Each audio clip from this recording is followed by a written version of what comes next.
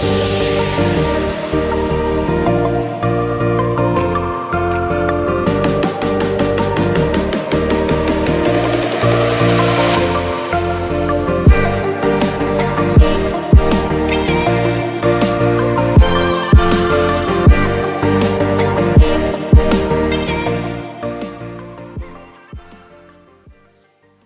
thanks for coming today. Whether you're online or you're in our little Caul group classroom, I'm so excited about this panel. Thank you, Danielle. I was going to say we need to turn that off. I'm excited about this panel because these 4 icon agents, I mean, maybe some of them haven't achieved icon yet, right? Because they're newer to EXP, but they are definitely icon agents. It's exciting because all of them didn't start very, very long ago, but between the 4 of them, there's like over 210, 215 deals that they've done personally, and then a couple of them, I believe, are starting to grow their teams. So today we're going to ask them a bunch of questions, and then if you have a question that you have, just jot it down, and then at the end we'll hopefully have a few minutes to pick their brains, right? So I'm going to introduce one by one. This is Miss Misty Lyons, and she's been in the business 22 months. And this last 12 months, she's sold 53 homes. She's helped 53 families, which is pretty amazing. Yay, girl. I think that's awesome. You said Courtney is her assistant, said her superpower is she's got grit and drive, but she thinks she's a chameleon and she can be whoever you want her to be. And I think that's really good when you're in sales because you're talking to a lot of different personalities and versatility is huge. So I'm so excited about you being here, ma'am. Thank you. Yeah. And then as far as, we're going to talk a little bit later about investments and things that they have, but you had 11 rental properties in Louisiana, and then they sold those, her and her husband, and they're going to reinvest that money here in Raleigh. So welcome. Thank you. You're welcome. And then Mr. Tyler Chestnut, 4.5 years in the business, so not very long. In this last 12 months, he sold 75 homes himself-ish. Well, so I sold about 60 myself, and then 15 were 50-50 splits. Oh, there you go. Okay. So I didn't truly sell 75 myself, but got Over paid 50. on 75. There you go. I love it. I love it. Well, that's amazing. The average agent, guys, in the nation sells 4 homes, 4 to 6 homes. So if you sell 8 homes a year, you're selling double the national average. So use that when you're talking to sellers when you're new. And you do renovations, you do Bitcoin, you've got your rev share as far as your investments, and your goal is to hire another agent to kind of partner with this year. So I'm trying to hire a full-time assistant and not just have a transaction coordinator, and then I'm going to start going in the hiring mode for agents, but I wanted to get the foundation set first. I love it. And then this year to date, you have 35 closings, 13 million in volume. That's awesome. That's awesome. This is going to be a good year for you. And then, and your superpower, I think, I don't want to, I think maybe we missed that, but you said. So my one flaw is sometimes showing up on time. It's not the best flaw to have, so my superpower is to fly. Yeah, he would like to have his superpower be flying, but maybe that'll be in your dreams one day. You can fly here. All right, and then next we have is Danielle Harvey. Danielle's been in the business 7 years, but she, the last 12 months has been independent. The first 6 years she was the #1 national salesperson for EPCON communities. Those are retirement communities. So she sold more homes than any other person at EPCON in the nation. And then she went off on her own and sold, 33 homes your first year alone in the business with her awesome partner, husband, Thomas, being her social media guru. And this year you have a goal to sell 40 and grow from there. Yep. And you have an investment home, you do freelance work. Of course you have your rev share and your stocks and investments like that. What is your superpower? Well, that was a hard one. I ask a lot of questions. Usually it's the why behind it, just to understand people's motivation. Yeah, so you're good at asking questions, which is good in a sales environment, right? Yeah, we have to ask questions. He who asks questions is in control. Yeah, I used to get in trouble from my parents for asking why, but I was like, now I'm making a lot of money, so. Exactly, awesome. And then, last but not least, Mr. Jason Deed, Jason Depkovich, so 6 years in real estate. Last year, he sold 40 units on his own. This year, he wants to do 45 deals, but I think what's cool about you is you have a higher price point. Right. So I'm trying to jack that up rather than doing transactions. Exactly. Yeah. So he has a great income because he can sell more luxury homes. If you haven't watched his videos, go follow him on social media. They're great. He should be on HGTV. They're really, really good. I would hire you if I had a TV channel. And then the great thing about you is your previous career was you were a teacher. Yep. Which I think teachers make the best realtors ever. And your superpower is, I think, your connection with your agents. You do a lot of pop buys, and you really spoil your people. Yep. Right? I would say so. Any other superpowers I need to know? No. I would like to fly too. That'd be great. Yeah, and he gets here on time. He's timely. Next Thursday, we're doing a class on flying. Yes, next Thursday, class on flying. So, yep, Tyler's going to teach us. All right, well, let's go down the line real quick. I think because new agents or seasoned agents might want to hear, do you have an admin? And you touched on it, Tyler, but do you have an admin or transaction coordinator? Like, who runs all these deals? Is it just you or somebody No else? way. I have Corneli. She wears many hats, but she's also an agent, and she handles everything for us as far as my stuff and as well as the new agents that we're bringing on. So she is very available for them too. We're almost to the point of hiring additional administrative staff. She's getting overwhelmed with the amount of listings that we're taking on. So we're trying to grow there too. I love it.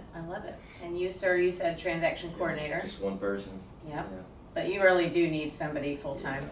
Are they on staff or do you just? They're about to be, but no, just per transaction right now. Yeah, which I love per transaction. If you're a new agent and you can just go hire an admin and say, hey, I'll give you $350 a deal, $400 a deal, it's nice because you don't have to commit to a salary. And I think that's the thing we all fear is getting into more debt and taking risk and bringing on another human that you have to pay for. It's scary. So no, I think that's good, but you're ready, trust me. Especially with all your other businesses that they can help you run. Yeah, I wanted to lead with profit first, and then when I hire someone, I know that they say the 90-day window, but I'm like, if I bring someone in, it's like family, and I want it to be for the long term. So. Yeah, I love that. How about you, Miss Harvey? No assistants. Me and Thomas have been doing all the paperwork. Kind of getting tired of it, but we definitely need someone. We hired someone temporarily, transaction coordinator, but it didn't exactly work out, so I'm looking for someone really strong that will lead like me and be like us, since it's a reflection of us. I pride myself in good customer service, so I'm a little picky, maybe a little control freak, but we'll find someone. Yeah. I think that's the hardest part is in the beginning we're all such drivers, right? And you want to do it all yourself because you do it the best, but you can't build an organization of one, right? So yeah, you'll find someone. How about you, sir? I do not have anybody. I almost did in January, and when I switched to EXP, they decided they did not want to make the move from where we were previously. So that kind of sent me back to just doing it myself. I'm also extremely picky, and I literally would love to just clone myself and have myself do the job, but that's not possible. So I'm just rolling, but would love to find somebody because I think it would be nice to take a bunch off of my plate. And it's not even what's on my plate, it's what's being thrown away and not getting done that needs to get picked up again. So Absolutely. Well, I love it. So where do each of you get your leads from? Like, where's your main lead source, would you say, when you first started in the business? And now? When I first started, it was just talking to everybody. Anybody who would listen, I talked to them, I'd ask them. Social media, just getting in the buy sell trade pages and just really putting myself out there and letting people know who I am and what I do. When I first started, it was harder. I was just very determined that I knew I could do it, and I was just determined that somebody was going to give me a chance and let me do their deal. And when they did, it's been 22 months and I'm starting to really see a lot of repeat business, and I try to do a good job of staying in touch with those past clients. And now at 2 years, they're starting to come back around, and a lot of those folks are listing and, you know, moving on from where they are. So just being out there and letting people know who I am. And believe it or not, I mean, as much as we post on social media, I mean, I see people, you know, post on a buy sell trade page, you know, anybody have a house for sale? And I'm like, whoa, wait, you know me. Why are you putting that there? You know, you should come to me. And, you know, I've realized that they know that I'm an agent, but they forget. And so I just really, you know, keep an eye out there on social media, what they're doing and what, you know, they're saying, and, you know, trying to pull them back in. And, you know, they're like, oh, I forgot, you know, you're an agent. So just really being conscious of your social media and watching what your friends are doing. They forget. And we have to make sure that we're there and we see and we remind them. So not be afraid to remind them. Yeah. Right. And you, so basically, sphere, like, you know, the people that you've touched, and buy sell trade is like somebody who's putting their house up and, hey, my home is for sale. So basically, for sale by owner. right. Well, not necessarily that, but like I'm down in Harnett County, so like ladies of Harnett County, you know, I see people post there, hey, thinking about selling our house. What should we do? Well, why are you asking them? Ask me, you know? So I'm like reaching out to them, hey, you know, I'm here. Yeah. I'm here. I got you. So I just really keep an eye on what my friends, especially on social media, are doing, asking, saying, and that's been, you know, a lot of our deals that we've gotten. And just recently, I know we talked about, because you want to grow your team, and she just hired what, three part-time, or I are they had full-time? two full-time, one part-time, and it will Courtney. Yeah, as well. and so she just hired 3 agents to help her, because I'm like, you can't sustain this level. Like, I did it to where 130 deals, it was silly. Just, I think 50, 55 is where these guys are at, is max capacity for your sanity, and now they all need to decide whether or not they want to grow their business. But you just hired 3, and now she's buying some leads, because again, you got to feed the machine and do that. So we'll touch on that. But your main source was get yourself out there, and don't be afraid to reach out. And I love remind. it. Remind. How about you? When you started, was it Sphere? Yeah, it was definitely my sphere. I really focused on millennials, Generation X, and people 25 to 35, because I viewed them as, you know, repeat business, ones that are going to buy and sell for a long period of time. And then got lucky to partner with some investors starting out, and we do a lot of repeat business every year. And then the first year, like 2017, 2018, I made a lot of money out of Zillow leads. And then that, you know, it's not as great as it was, but still helped me, you know, build an online presence and build a strong Zillow profile, and then social media, LinkedIn, Instagram, and then, you know, every 6 months I try to dive into another resource, and if it works, great. If it doesn't, then I just go elsewhere. Yeah. I met you from Brandon, who was helping Tyler with his social media, and I saw Tyler all the time on Instagram. This is when I was starting to get into it too, and I was like, well, he does a good job. And then Brandon just reached out to me, and like, hey, I want to help you do this, and that's kind of how we connected. Then Brandon ended up coming to EXP, and so did you. And but yeah, you did a good job kind of getting yourself everywhere, because you can't be a secret agent when you're an agent, right? I mean, people got to know who you are. So yours is mainly Sphere, but now adding in different lead flow. Correct. And like these guys' Instagrams are probably nicer in terms of what they post, but you know, Brandon was good at incorporating like software, sending me in. Like before Facebook bought Instagram, I was getting a ton of leads. Yes. Like, they had closed 10 buyer deals in 2018 from Instagram, and now it doesn't really work that way. But you know, you just gotta adapt. Yeah, it was gone. You could get leads from Instagram, and people think we have these big social media followings, 3,000, 4,000, 10,000. Spoke to a guy yesterday, 100,000 followers on social media, and people email him and, you know, message him all the time and say, hey, I need to get to this many followers. And he said, guys, I don't sell homes from social media. It's my business card. These 100,000 followers, if I get 5 deals a year from these followers, that's good. So just don't dwell on, I have to have this presence. Just have a presence, and that's your business card when people try to find you. So how about you, ma'am? Your main lead source. I was like, whoa. Let's get back, ADD.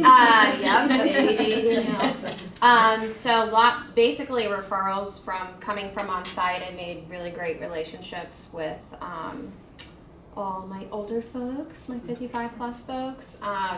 And I used to do monthly events for them, monthly parties, and I'd always sell a house every time I did that. So I always kept in touch with them, and then the O'Kelly to Carey one is where I really formed relationships. But anyways, then I started marketing to them when I went out on my own, and then it's just kind of taken off. And then recently, Thomas designed this awesome postcard. We never did a mailer before. And we got a call, got a listing, sold it, then we did it again. I'm like, oh my God, we got 2 more calls. Then we did a 3rd time, did it again. So we're gonna continue to keep doing that.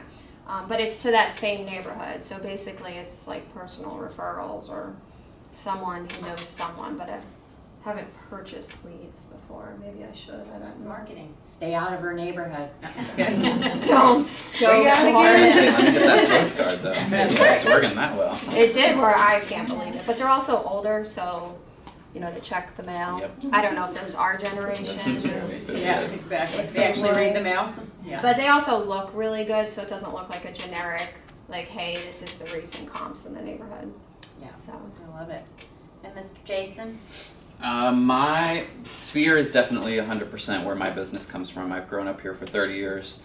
I was a teacher, so having all those connections, I worked at the YMCA almost my entire life growing up, so having that sphere was a great base. And then I would say my main platform is just Facebook.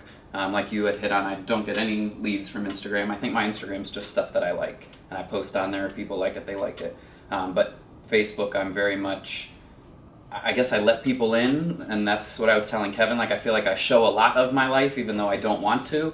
But the majority of the people that end up calling me, they're like, oh, I see everything that you're doing on Facebook. Your dog's super cute. I saw you just went on this vacation, and you're killing it in the real estate market. Will you come over and talk to us about this? So I feel like it's very personal. I've never paid for leads. I definitely do farm one neighborhood, so stay out of my neighborhood too, with those postcards. But that's been effective. Definitely, for the past 3 years, I've sold the most homes in that neighborhood out of any other agent. But yeah, I'd say those are the 2 main things, the farming and then just the sphere, Facebook. I love it. I love it. So you can see, like, you know, I think you can grow a business anyway. I mean, we've had different panels. People cold call. They, you know, they buy billboards. I mean, you could either buy the business, right, and put your face everywhere. You can build the business like I think all of them are doing through social media. And you can't build it overnight, but you can truly in 22 months build it pretty fast. What would you say, and I'll open this up, we won't go down the row, but I'll open this up to say, what would you say your most expensive learning moments have been in the business? And anyone can jump in. I'll say mine. I don't really have one, even. I'm super cheap. I am very, very frugal. I don't spend money on anything other than my clients. I think last year my total, everything that I spent was 4% of what I made. So I am very, very, very, very lean, and I don't make mistakes like that with money, at least with money. So I don't have one, unfortunately. Right. And that's not meant to brag. I don't spend money on myself either. So that's kind of something that I'm now working on. It's have to. It's a flaw, right? So Yes. Yeah, because you know, and somebody said to me, you can't make money by saving all the time, right? I mean, you can't. And I used to be just like you, Jason. That's why I was like 130. I'm going to keep it all. I'm not growing this team, and you know, growing up poor, I wanted to do it all. But it's like you kill yourself, and you can't sustain at that level forever. So yeah. How I'm about pretty you? cheap too. You are cheap. Yes, we talk about that all the time. I'm pretty Got a bunch of cheap. cheap people on the panel. I'm not. today. I am. I'm not real fancy. I sail down in Harnett County in the country. I am just me. Probably for me, my most expensive thing is I probably need to spend it. You know, doing various things like hiring people. You know, I'm like, oh no, we're not gonna hire anybody. We're gonna do all this ourselves. And it took me a while to hire an admin. It took me a while to hire a transaction coordinator. I wanted to do it all, and because I didn't want to spend it, but I found by spending it, I make more. So I just really need to get better at spending it. Well, it's sort of like, and I love this analogy. You open a restaurant, right? You are all have a business, and right now you are the hostess, the waitress, the cook, the chef, the cleaner, the dish person. You're doing it all, and to give great service, how do we like, what are you best at? And that's what my coach would always say. What do you love to do? Well, I love to call people, get appointments, go on the appointments, present, and then I'm done. And then negotiate. I don't want to do anything else. So if I hire to all the things that I hate, I can scale. And I hate paperwork, and I hate, all that stuff. So how about you two? Anything you want to add? Mine is just most of the time in construction. When I didn't get a survey and it cost me 30 extra days in the house, or didn't order windows in time, and just learning lessons like that. But it's definitely costly in ways, but construction right now it's tough. Crazy. Yeah. So more mistakes on the deals, which I'm sure we all, make mistakes on deals here and there, and you pay for them. That's what your commission's for. I teased John Quijada, he's not here today, but he's bought I think 3 sets of appliances so far. Yeah. Sorry, John, if you want your secrets out. But you do. You just kind of go, oh, okay, well, I'm going to fix that, and this is how I'm going to fix it. So, all right. So when you were in the business, so you're new, I think all of you actually started at KW, which is great, because, they can train and help. And when you were there or anywhere, who were your mentors? How did you come into the business and then go, okay, what do I do? How do I start? Who did you follow to know what to do? Everyone. I was looking for anybody. Oh, they're doing good. I'm going to follow them. Oh, look at this person. They're teaching this class for free. I'm going to go here. It was anybody who would talk to me, anybody who would listen, anybody who would give me any advice. I got bad advice and I got good advice, and I feel like I tried it all. Well, not at all. I still got a lot to learn, but I tried everything that anyone told me, and if it worked, I kept it. If it didn't, I tossed it, and I'm always talking to people, asking questions. She knows. I want to do, the best that I can by my clients, and learning, being knowledgeable, and just asking anybody who'll listen, what they're doing, especially the people that you want to be like. Did you ever hire a coach? At KW, Or anywhere outside of that, outside of KW, no. Okay. I have not. But you had one there. Yes. Okay. In the locker room. Oh, yeah. We were required to. Got it. But I'll be honest. I'm gonna be really honest. I went so fast that I didn't have time to utilize the coach. Right. It just, I was busy. Because you were grinding. I was According to grinding, Courtney, yeah. she's like, she's a grinder. She's I just didn't got have grit. time. Yeah. Just Sit and slow down. I love it. How about you? How did you? My biggest mentor is probably my first broker in charge, George Womble. He has 50 years in the business. No, he was at Keller Williams Raleigh, and he saw more than me than I saw myself when I first started out, and kind of, showed me the ropes with contracts, helped me with developments, and just has so much experience and wisdom. And then like you were saying, it's being a sponge and getting information from whoever you can. And my biggest thing is I showed up every day to the office and treated it like a full-time job, and just sat in the desk and worked there. Wore your suit every day. Yep. Yep. No tie, but yeah, That's so right. suit every day. So. No, I love that. How about you? So I'll probably jump back to when I was on site. So previously I was a pastry chef, making $35,000 a year, and kind of got to the top of the game. I'm like, I know I could do more, but I'm not book smart, so I struggled a lot with school. So I decided one day to say to Thomas, I can sell real estate. I don't know how I'm going to do it, but I'm going to do it. So I quit my career, decided to work on site, and then I was like, I have to learn whatever I can learn. I was literally a sponge. I met with the construction people, learned about topography, how to read maps, anything and anything I could learn. I would say that's probably what made me the most successful. And then I guess when I switched to general brokerage, I had great relationships with the 55 plus agents, so I kind of leaned on them to get where I am. But I'm always learning. I always want to learn and be the best, and that's kind of what it is. Love it. How about you, Mr. Fitch? I started at Fonville Morrissey, and there was not much of a camaraderie. You don't really learn from other people there, I guess you could say. Not very much. Everyone stayed in their own lane, let's put it that way.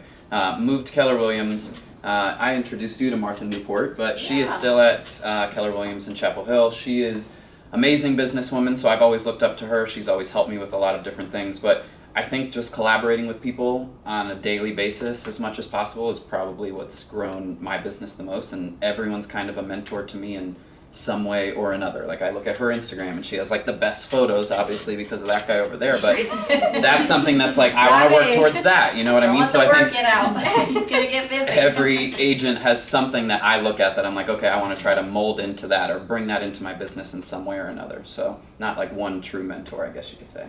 Yeah, I was talking to, I can't remember who, and she was like, oh, that lady, she does this and she does that. I said, do you realize that you're saying all this and poo-pooing what she's doing because you're envious of it? You actually love what they're doing and you wish that you did it. And I used to be that way. I remember Kevin would say, he would come into the office and I would say, Kat, did you see their website? Did you see their, that we didn't have Instagram, 12 years ago or whatever. And I'd say, their website is beautiful. And he'd go, look up their stats. They sold 6 homes. Like, you sold 60.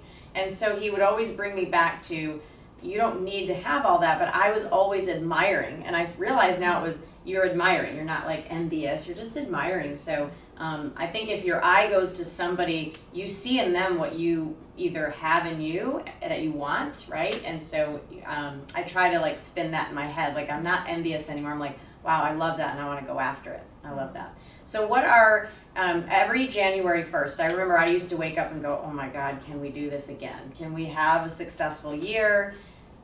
What are your fears? Because I think it's important for everybody to hear that we're vulnerable humans, right? And we have fears still, even though you're all wildly successful in the business. And people look up to you now. Like, what are your fears every day? Well, I mean, mine, the biggest thing is until you have, a strong foundation and you have a business like Tina or some of these other bigger teams, like, if I get hurt or I get sick or I'm irrelevant, and my production's gone away, and it's like every year's a new year, and, I'm more concerned about the newcomers, who's going to come up, who's got that drive, that hunger, that's going to, compete to get to the top. But honestly, being at this firm and seeing the, I don't want to say level of competition, but the talent is really motivating. So. I love that. How about you? What's your fears? Oh, I have tons of fears. I think not being the best, I always struggle with that I'm not the best, just because I did struggle in school and I'm not smart, as you've heard. Book smart, not that I'm not smart, I'm people smart. That is my strong superpower, I would say. I can read people and have really good intuition, but I let my fear get in the way, like, oh, I'm not smart enough because I don't understand that, or that's my biggest fear, I would say. I'm still working on that. Ashley and Tina helped me, and since joining EXP, I was like, oh, I can't be a listing agent. I'm used to working with buyers, but now I have like 6 listings right now, whereas before I would never have done that or had the confidence to believe in myself. So learning on believing myself and confidence. Yeah, and I told her, I said, you're a great buyer's agent, right? And she said, yeah, I love buyers. I said, do you meet with the buyers, show them houses, consult on market analysis so they know what appropriate offer to put in the house, and make sure they make a wise decision on value? She said, yeah. I said, you're a listing agent. I mean, it's not different, right? And I think the industry, which drives me nuts, you've got listing agents and buyer's agents. Pick one. No, there was never a pick one before. Teams decided to pick, right? And you have team leaders that only do listings, and then the buyer agents. But I think all of us, to have a really equalized career, you have to do both, and you can do both. I mean, there's some other things we have to do, pictures and marketing and things like that. Sure. But yeah, she was always a listing agent. She just needed to believe it. So, Yeah. How about you, Jason? Any fears? I think can I reproduce what I just did this past year and do it again, if not better?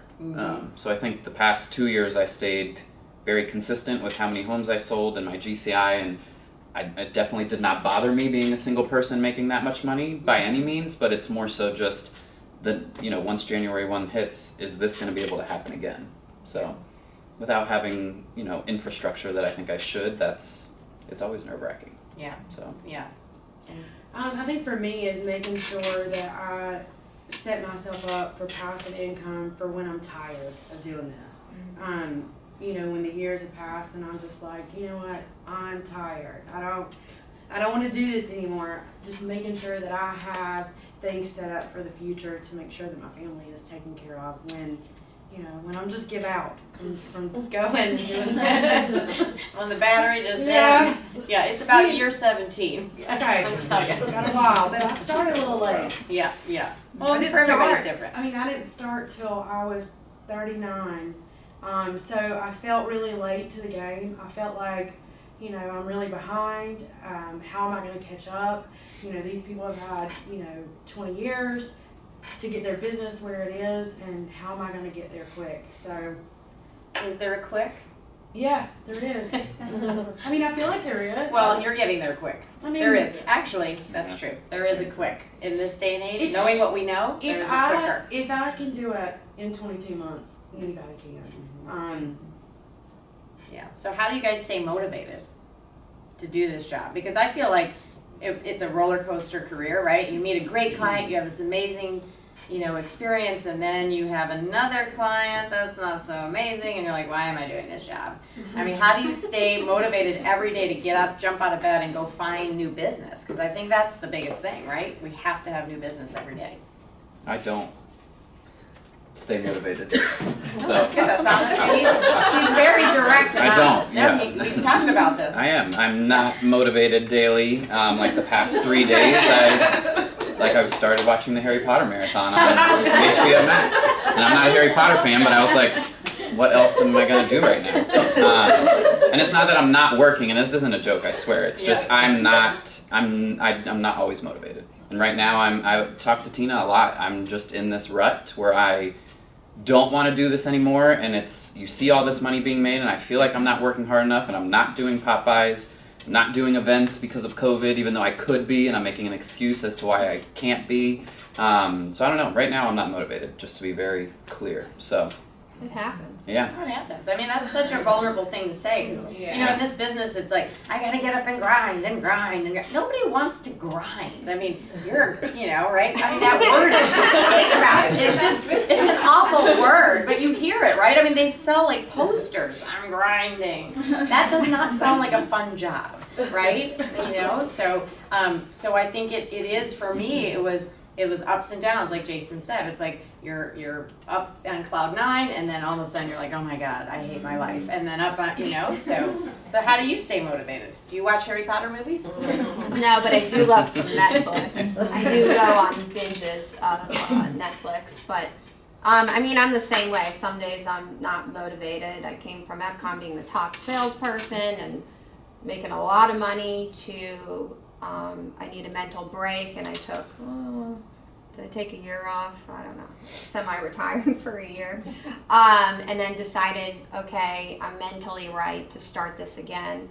But I have the same thing. It's ups and downs, and some days I could want to blow my brains out. But when I do get in those, I try to talk to Tina and Ashley and Thomas and bring me back to reality and why I do, because I love people. So that's what I try to remind myself. But it is a struggle some days. I don't feel like doing anything. I mean, you still got to do paperwork and stuff like that I don't. Or Thomas has to be paperwork. There it is. Yeah, exactly. We work on it together. That's right. It's the family business. It is a family business, but yeah. I mean, I don't know. I think it is a struggle for everyone. Mm-hmm. How about you? I mean, you're drinking a Red Bull. Is that how you stay motivated? He's getting them wings. That's right. Flying. That event last night got to me, so. But the way I stay motivated really is, look at Tina Caul for one, the people up here I'm sitting with, but getting out of my comfort zone really, selling houses after 2 years of that, I was like, all right, I want to start renovating. So started doing that, and now I'm like, there's more money to be made in land development, so now I'm trying to do that, and it's just giving myself a new challenge every year, and setting goals kind of motivates me, but it is tough. Mm-hmm. I'm not gonna lie, but just gotta work through it. Mm-hmm. Yeah, I think any job. I mean, I get motivated from watching you guys. I mean, we're learning so many new things. Like land development. I never got into land development in 21 years, but it's fun to watch these guys flip. And we had a panel the other day, and there were 4 people, and they owned 550 units, just these 4 people. And it's like, I have 10 and I'm like thinking, woohoo, I got 10. They're like, you're a bug, squashed you, you know, so it's just fun. So it's kind of reaching for new heights. How about you? How do you stay motivated? I schedule vacations. Mm. I schedule vacations out, and it gives me something to look forward to. So I know, okay, I gotta go for these next 2 months, and then we're going to Colorado. I gotta go for these next 2 months, and then we're going on a cruise. Money doesn't really motivate me because I don't really set a goal because it does nothing for me. I want it all. If there's money out there to be made, I want every single bit of it. I don't want any of y'all to have any. I want it all. No, I'm just kidding. But schedule, and the bad thing is I don't even spend it. I just save it. We I can just break you. We see can it. break you that habit. You spend it. Yeah. But scheduling vacations, you know, having something to look forward to, and knowing that I'm going to get this week off where I don't have to do anything. You know, I just leave it at home, and there's somebody behind me, you know, who can take care of it. Well, it's somebody, you know, I was at a leadership meeting and we were talking about things that inspire people, and I think sometimes it's time or money, and so your time, you want more time. I want more time now, but it used to be money because I never had any growing up, so I wanted as much of it as I could have. I want it all. Right? Well, let's talk about vacations though, because 21 years of my life, my vacations looked like I was at the beach and I was on a laptop and everyone else was playing and I was writing deals or calling people. I mean, be real about that. I never used to tell my clients I was going out of town because I felt guilty that they would know I was gone, God forbid. So when you're on vacation, all four of you, I mean, and Jason, you've had some amazing vacations, so I don't know how you do it with Party One. How do you manage that on a vacation? Have you truly had a vacation No. or you're unplugged? No. I need an admin. Or anytime I go to do something, the phone just rings and rings and rings. I'm like, I go to Colorado to meet my 8-month-old niece. Haven't met her since she was born. First time in May. Non-stop on the phone. So we talked about, me and Thomas, we have to schedule or we're going to go insane, and I'm going to be back to retiring for a year to get my brain right. So I definitely want to do what you do and schedule that every 2 months. That would be amazing. You know, I'm not unplugged while I'm gone, but I know 100% that the people that are behind me, like, I left and went to Colorado when we made the decision to come to EXP. My admin had only been with me since November, and we scheduled a trip in January, and it was, you know, and she was really the one who's like, hey, we need to move. You know, we need to move now. And I'm like, well, I'm going on vacation. Like, and she's like, you know what, I got it. And She did it. she did our whole move. Wow. My phone time was limited because we were in the process of the move, and she handled it. I'm not unplugged, but it's certainly a lot better. And That's awesome. It's new the work. scenery. New scenery while you're working. Yeah. That's what Well, real vacations are for yeah. realtors, right? I'm just gonna go work in a different location and feel like I'm on vacation, right? I mean, raise your hand with that, right? It just is our life. How do you handle it, Jason? You seem like you have a lot of fun on vacations. yeah, you do. I do. Yeah. That's good. Because you're watching Harry Potter movies, and obviously. No, I definitely go. I'm definitely working. Okay. I set time every morning, so like I can just remember the trip I took to like Switzerland for 2 weeks with my sister. I would wake up an hour and a half before we needed to be up, and it was a different time zone, so I was able to catch up, do everything I needed to do. I was on phone calls still, so it was 4 a.m. where I was, but perfectly fine here to do what needed to be done. So that's really how I manage it. I would say during the day, no, I'm trying to be off my phone as much as possible, and then at night, when it's time to like do it all over again, I will. So Yeah, I think that's the hardest struggle about this business is you're always on. You're always on. You're almost like a doctor or a surgeon. You know, well, they need to have the baby, so wake up at 4 a.m. and go into the hospital because you have to go deliver this child. It's like, nope, the closing's not happening, so get off the beach and go handle this fire. And I can tell you in 21 years, 3 years ago, I handed my phone and my laptop to Pam, my operations manager, and I said, you're me for 2 weeks, or 10 days. And Kevin and I went to Hawaii with our two sets of friends, and at the airport I felt like a weirdo. I was like, everyone's on their phones, of course, all of them, and I'm like, I don't have a phone, so I guess I'll read a book. And it was almost like I had to reset, like, what do people do without work? And then when we got to Hawaii, I cried, I think, like 6 times. I was like out of jail. And I feel like all of us should have, I think realtors are at a stress level of here, but that's our normal, right? We just are good here. Like, we can hit that stress level, but normal human beings don't do that. And they can unplug. And so I would say a goal would be to hire enough people to where you can actually go on a real vacation and not answer your phone. Like, that is true freedom. And we need that mindset break. And so from there, my whole world was, when I get back, I'm going to figure out how to do this more and have, passive residual, buy more properties, really figure that out. All right, so I just want to say one thing Yes. about vacation. If you want business, schedule a vacation. That's Because it will all come Yep. right before you leave. Right, Christy knows that. Yeah. All right, so final thing, and then we'll open it up for questions. Have you been monitoring, by the way? Yeah, but Are they on screen? doing great. Because I just see Yes. one person. I just see Kelly. Okay. We'll open it up for questions and see, and put them in the chat box if you're watching, because I'm sure that, pick their brains. This is the point of this. But if you could give advice to any new or seasoned, what's the one thing you would do differently if you were starting your career over completely from scratch today, knowing what you know? I don't know if this is really good, but it's just a thought that's crossed my mind. When I started, so I was supposed to start a job on Monday morning. I have not worked in 10 years. I lost my husband. He passed away. I remarried. I had lived in Texas for years, lived in Louisiana, came back here, bought a house, and my new husband was also a widow. So we were, just starting this crazy life.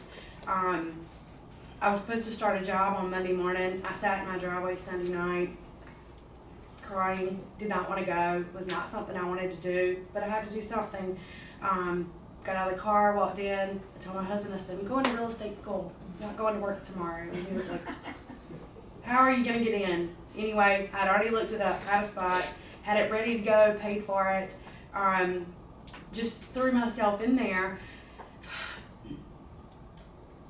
After a year, I started looking back and I'm like, I spent a lot of time just trying to figure, I still don't know. I call Tina and I'm like, well, how do I do this? How do I do this? I just started on my own. I think sometimes I look back and I think, I wish I had started on a team. Because I feel like I would have learned a whole lot more about how to run a business. And even at this point, like how a team even works. I have no clue how a team works because I've never been on a team and never, seen one and how they run. But I think part of me wishes that I would have joined a team so I know how a team works and to have had that experience from those around me. And I feel like it could have really slingshot, my career. Sort of like if you're going to go open a bakery and you've never opened one, you should Right. probably go work at the bakery Right. first to see if you, or wherever, right? Or the I business kinda- you're about to open. I kind of feel like I just kind of got lucky by having the right people around me and really searching for them. Who cares to tell me, how to do these things? Because, as you know, no one teaches you how to do this. You just have to figure it out. Yeah, absolutely. How about you, sir? Mine would probably be, time blocking, starting out, really time blocking, not letting my schedule dictate me. And, once you start time blocking, I wish I would have kind of, maybe spent a few more hours cold calling, because I really never built my business off calling for sub-owners, expires. But, there's a lot of people that made a lot of money doing so, like Philip DeMue, Tina, and other people in that aspect. And part of me is like, I built my business in a different route. Like, am I leaving money on the table by not pursuing that? And kind of like what you just said, being on a team, you learn how to build something the right way. I've made a lot of money, done a lot of deals, but sometimes I'm sitting there, it's like, man, I wish I had more, more structure, more systems in place. And I'm getting in place now, but it's almost like I'm That's backpedaling, exactly. losing deals in business in order to grow this the right way. But it's growing pains, really. So you also would be if you were starting today, knowing what you know. Now, today is different than 10 years ago, we didn't have teams. You know, teams were a, what, 10, 12-year-old thing. But today you would start on a team? I don't know if I would have started on a team. I mean, not every team is like Tina Caul's, Marty's, or Shan. There's a lot of teams out here that aren't set up the right way. And the worst thing you want to do is be on a team, learn their systems, and then be the wrong systems and really not the way you should go about business. I think it depends on the person. You know, if your mindset is, you know, I want to build a brand, I want to build a business, and you want to, you know, build a name in the triangle, you know, being on a team may not be the best move, but you got to be structured. You got to come in, you got to ask questions, you got to build this thing the right way, or you're going to be backpedaling like I am. Yeah, and I think too, you know, when he just, thank you for the compliment. Behind the scenes, I always feel like teams are constantly changing. I mean, we've changed so many things on our team. So we're still in the, I call it the hot mess express, it just keeps moving. But there's always change, so nothing's perfect. Our team is definitely not perfect. We're family, we're sometimes dysfunctional, right? But we're family. But you always have to change because the industry is changing so fast. So even though, you know, the team looks great, we're still right now already implementing 3 or 4 new things. And I'm looking to other team leaders, you know, and picking apart their businesses to make sure we're headed in the right direction. So I'm happy to help you guys anytime, you know, on what we shouldn't do. How about you? What's your advice if you were starting over today? So mine's like really opposite, and maybe it's just something. I would say believe in yourself. That'd probably be my biggest thing. If I would have believed in myself a lot sooner, then I could even get more success than I already have. Still looking to grow. Got my inspiration with everyone that we're around. But I would say that's probably the biggest thing. And maybe that's just something because I struggled with that my whole life. But if you believe in yourself, you can do it. I mean, I thought I'd be baking cakes for the rest of my life. Never thought I'd buy the cars that I have or be able to obtain the success that I always saw because I thought I wasn't capable of it. But then I proved to myself that I could do it. Then I wanted a little more, and yeah, that's probably what my advice would be. I love that. I love that. I mean, it's the believing in yourself thing. I think comes in time, right? And I tell them all the time. I mean, there is so much talent. And it's the minute that belief bubble, like I tell Ashley all the time, she had a moment where I think just your year last year, it just clicked. She's like, I know this stuff. Mm-hmm. And then you believe in yourself and you feel unstoppable, right? I do, yeah. Yeah. But So, I didn't find no she didn't, confidence yeah. at all. Fake it till you make it. And you fake I it till you was, make but it. I didn't believe it, so it was really hard for me to be a luxury agent, like go out Say and it. do that. Yeah, now I'm like, I'm a luxury agent. She's a luxury agent, Good. folks. Just Really all kind of just is like, Yeah. it's all limiting beliefs. A lot Yes. of our problems, it's like the way we think and not stepping out of our comfort zone, and it's, you know, a lot of your issues come from your head. It's the Mhm. stories Daniel and I Yeah. were just talking about. It's the stories we keep telling ourselves. Stories, Yeah. yes, your own stories you make up, yeah. So I used to think the whole mindset thing, you know, was kind of a bunch of crap, but like, it's not. Mindset is for real. I was like, I get through this. You know. Mindset thing, bunch of crap. You're that Kevin Caul, he's calling your mindset stuff crap. But it's all mindset, right? No, it's 100% all mindset. Yeah. Yes, it is. I was invited to a panel 5-6 years ago, and I remember Christina Valkanoff was there and Sharon. This was we were at Remax, I think. I was literally sitting on a panel like this with a table, thank God, in front of us, and my legs were shaking. I mean, I couldn't stop. I almost thought I was going to pass out. I was so afraid just to talk about my business like this. And it's silly. I mean, it's so silly, but you're like, what if I say something stupid? What are they going to think of me? It doesn't matter. Like, people all have the same fears, and they're so thankful that you're up here talking and they're not talking. That this is a superpower I mean, that I'm you're kind growing. of shaking. I'm not gonna lie. I know, but I mean, the more you do it, guess what? The easier it gets. And Jason, we'll end with you as well. I mean, and you're so great on camera, and I feel like you have such confidence. Like, You know, I was going to say, I don't feel like I lack that, which is No. good. No, I was going to say, one thing that I definitely wouldn't, one thing I wouldn't change about going into real estate is just being authentic. Mm-hmm. I think that people will read you immediately, and if you're fake or phony or you're not really in it to help them, then they're going to turn you off immediately. And I think that's something that I've always prided myself with is, you know, I turn down listings if I don't believe in what those people are trying to do. I have the confidence to do that, you know? But one thing I would change is I have absolutely no database whatsoever. I have nothing. Not a spreadsheet. I don't have names anywhere. I have nothing. So having something like that, and again, this kind of goes into probably the infrastructure that I mentioned before. I just think how much more could I be doing right now if I had better systems in place or someone to do those things that I still have not yet hired, because that's probably a limiting belief of I want to keep all the money myself, or I'm not going to find the perfect person or something like that. So definitely have the systems. I guess that could just be a whole systems I would bubble. love that as well. Yeah, well, it's you're a high D, and patience is probably not your virtue. So, I mean, to sit there and have to input all that data, shoot me now. Right. I would totally hire it out. And there's probably admin that would just do that, just for you, so you don't have to hire a salary. Well, are there any questions? I mean, in the Well, I'm room- just curious where his data is. Is it just on paper right Nope. His head. It's in my head, my phone, and Facebook. Essentially, that's where I don't know how to explain it. So like your old files. You have your old files? You mean like? Like deals? Yeah, I mean it's all in dot loop, and yeah, the old ones from like Fonville Morrissey are just in a folder, but I don't go back to those. Okay. So I mean it's easy. At least you have the data. It can go somewhere. Somebody Yeah. Jason, how do you baby your clients? I mean, your past clients, if you don't have it in a database. I mean, I guess the one write database down I do that- have is basically I know, it's crazy that I say this, is like the Christmas mailers. Okay. So I update that every Christmas with all the new people, There's your data. and then anything Yeah. related to. So okay, I guess I do have the database, but it doesn't have their phone numbers. It doesn't have their emails. I mean, it's very much just like I keep in contact with people through Popeyes and events, and Yeah. so that's why right now that's all slacking. So I feel like I'm not in this business whatsoever, and I'm watching Harry Potter. But normally I'm not, and it's like I keep track of people through that, and it's like these people are getting it because of this, or they're in this area. So yeah. What if you did because you love Facebook, what if you took all of your clients and put them in a VIP Just work. I don't want to do Facebook it. group? See, Just- but you need but think about that, like they would all be in the same group, and then you could like do little contests with them and all the fun things. No, I think that would Someone be else, I would love for them to do it, but I don't want But to. I'm do it. saying you pay someone to do that, like No, your they'll just look VIP at group. they'll look at my regular Facebook and they'll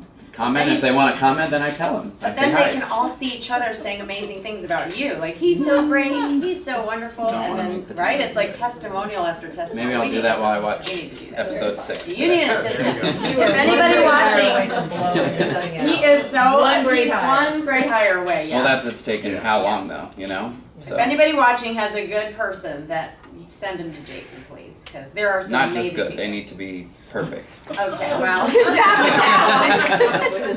That's me. That's also just probably why because people he's don't want too to cheap to work for me. So, I'm pretty Just being cheap to real. hire one too, but I'm telling you, I don't think I could go back now. yeah, no. There's no way.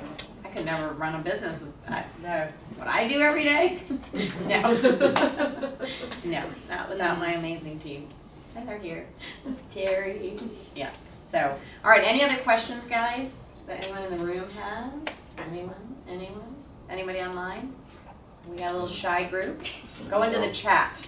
I am in the chat. Okay, good. So, I think we only have one person on there. No. no, there's, yeah. Well, We're thank you kidding, guys we're for kidding. doing this. I mean, obviously, you No, know, great. we have a lot of talent in this group, in the Freedom Builders group, and I know all these people, if you called them and you just wanted to pick their brain or take them to coffee and see how they did it, I know they'd be willing to do that. And, yeah. In between Harry Potter episodes. In between Harry Potter episodes. Don't call Jason on Harry Potter Day, but thank you all for attending, and thank you guys for doing this. Thank You you. inspired me. Thank And thanks everybody online.